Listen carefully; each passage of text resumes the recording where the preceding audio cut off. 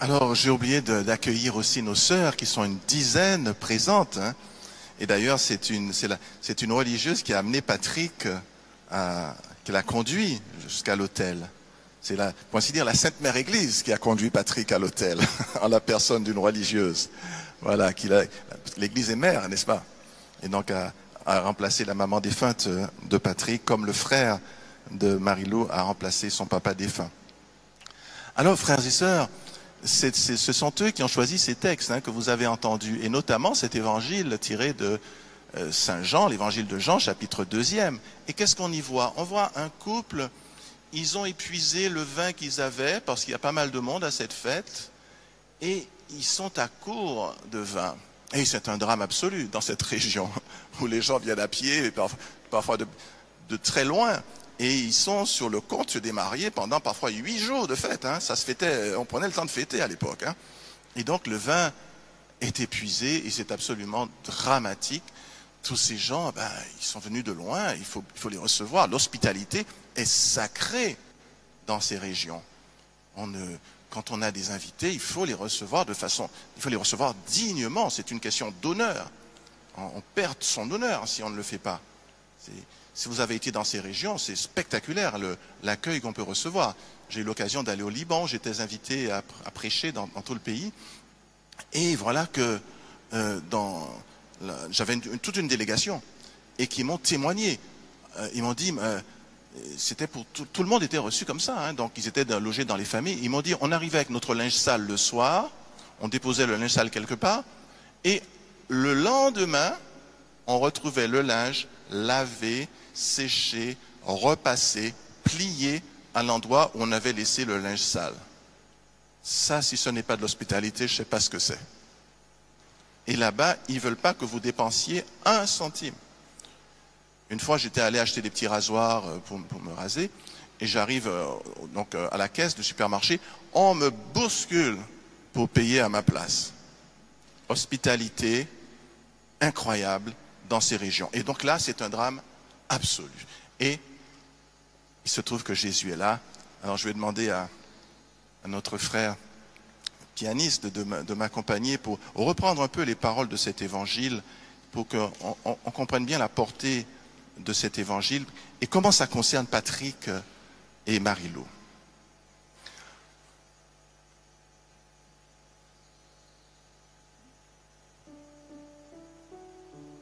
Apporte-moi l'eau de ton puits, le bon vin est pour maintenant. Faites tout ce que je vous dis,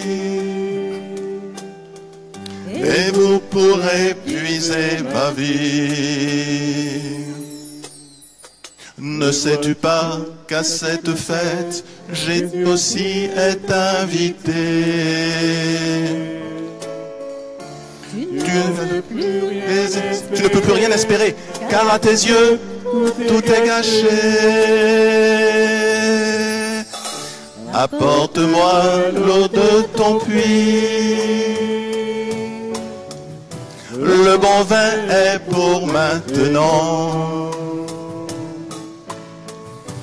Faites tout ce que je vous dis, et vous pourrez puiser ma vie. Alors, dans ces paroles, vous avez entendu, ils sont arrivés à court de vin, ils n'ont plus de vin. Et on peut dire que Patrick et Marie-Lou, ils ont eu du vin, ils ont bu le vin, et puis ils étaient à court de vin. Ils n'avaient plus que de l'eau. Et c'est alors qu'ils ont rencontré Jésus. Ne sais-tu pas qu'à cette fête, Jésus aussi est invité? Tu ne peux plus rien espérer, car à tes yeux, tout est gâché. Tu te dis, bon, j'ai pas réussi, Eh bien, avec Jésus, tu amènes l'eau de ton puits, et il fait le reste. C'est ça qui est extraordinaire. Et de cette eau, il la transforme en un vin absolument incroyable, bien meilleur, infiniment meilleur que ce que tu as pu goûter au départ. Le vin des noces est préparé, pour les apôtres émerveillés.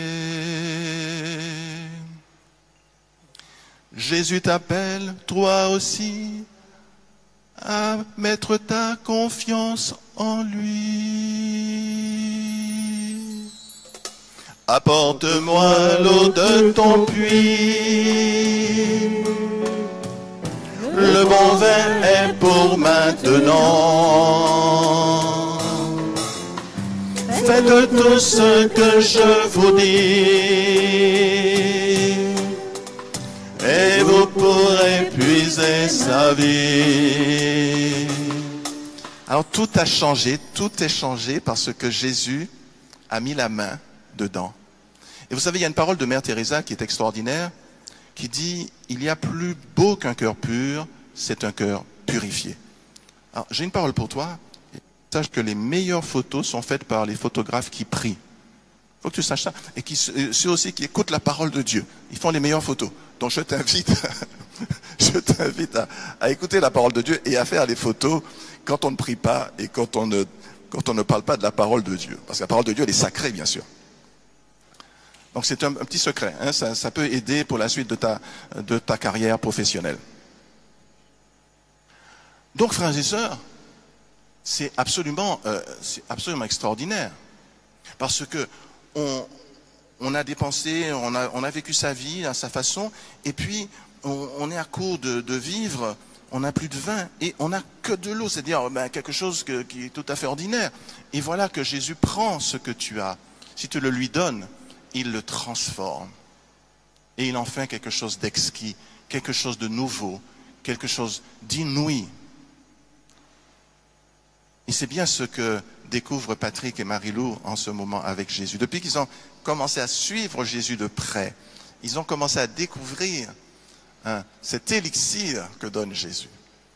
Cet élixir qui dépasse évidemment les vins qu'on peut produire sur la terre. Lui seul peut donner vraiment ce goût à notre vie, cette saveur à notre vie, cette force, cette sobre ivresse.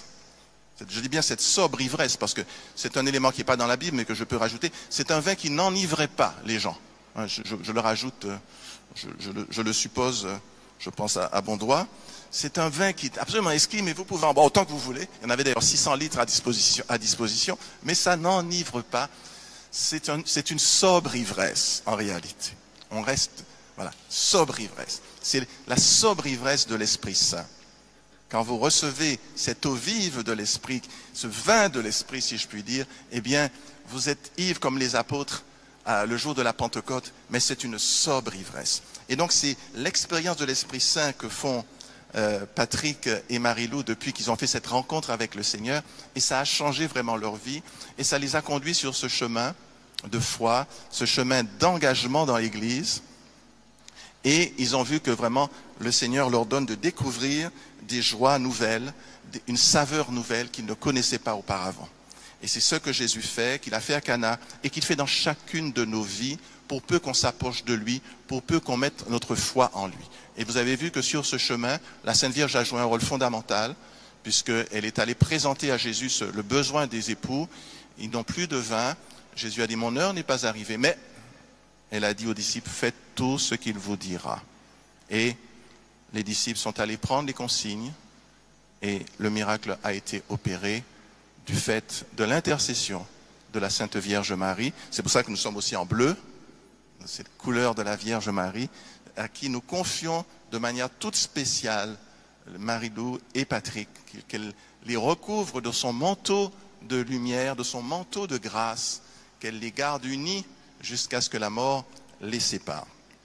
Alors, chers frères et sœurs, j'ai envie je ne serai pas très long ce matin puisque je parle à des convertis. Donc, quand on parle à des convertis, on n'a pas besoin d'enfoncer des portes ouvertes. Mais, juste pour conclure, n'est-ce pas, en disant, ce cheminement du couple de Cana, eh bien, c'est celui donc que le Seigneur nous propose de vivre. Chacun de nous, où que nous en soyons de notre vie. Il nous dit, le bon vin, c'est pour maintenant. Vous voyez, avec le Seigneur, le bon vin, c'est toujours pour maintenant. Peu importe le passé, peu importe les difficultés du passé, peu importe les erreurs du passé, les échecs du passé, le bon vin, c'est pour maintenant. Ça dépend de nous. Vous voyez, il nous tend la main. On a un Dieu merveilleux. Mais il ne peut pas faire sans nous. Comme dit saint Augustin, il nous a créés sans nous, sans nous demander la permission. Comme un bébé, on le met au monde sans lui demander la permission. Mais il ne veut pas nous sauver sans nous. Parce qu'il nous a créés libres. Et il respecte cette liberté jusqu'au bout. C'est pour ça que l'enfer est une exigence de l'amour. Vous voyez, l'enfer, c'est la possibilité d'être séparé de Dieu pour toujours. Mais c'est une exigence de l'amour. Parce que si vous aimez quelqu'un, vous respectez sa liberté. Vous ne l'obligez pas à faire ce qu'elle ne veut pas faire. Vous comprenez?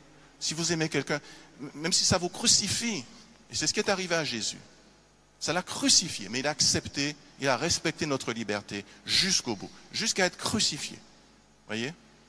Et donc, l'enfer, c'est ça, c'est cette capacité de l'être humain de choisir de ne pas venir au Christ, de ne pas accueillir le Christ, de ne pas s'abreuver à la source d'eau vive, de ne pas apporter son eau pour qu'elle soit transformée par le Christ. C'est ça l'enfer, et c'est une réalité. La Sainte Vierge l'a maintes fois répété lors des apparitions à Fatima, à Medjugorje ou ailleurs.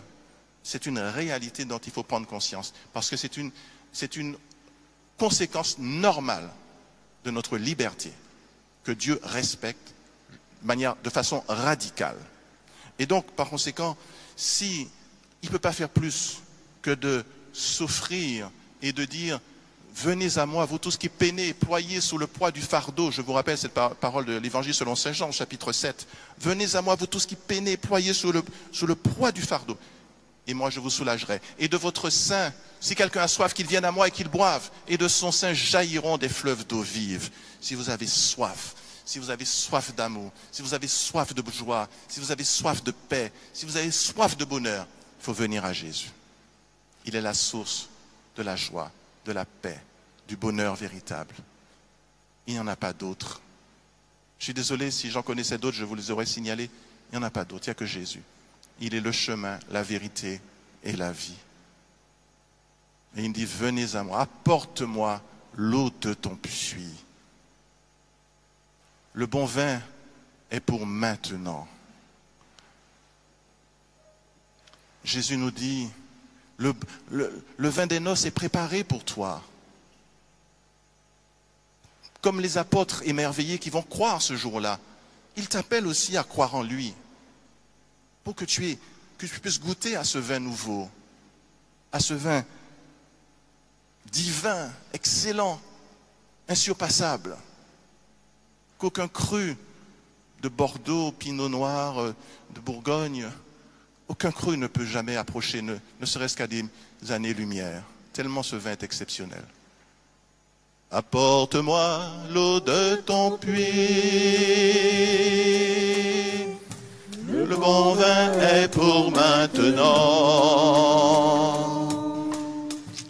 Faites tout ce que je vous dis,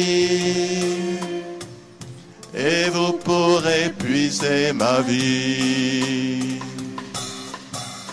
Le vin des noces est préparé comme les apôtres émerveillés. Puis comme les apôtres, il nous appelle à croire en lui. Apporte-moi l'eau de ton puits. Apporte-moi l'eau de ton puits.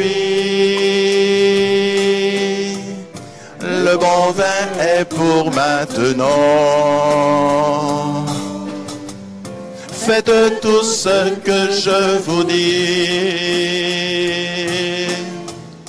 et vous pourrez puiser ma vie. Encore une fois, apporte-moi l'eau de ton puits. Apporte-moi l'eau de ton puits. Le bon vin est pour maintenant. Faites tout ce que je vous dis. Faites tout ce que je... Et vous pourrez puiser ma vie. Et vous pourrez puiser ma vie.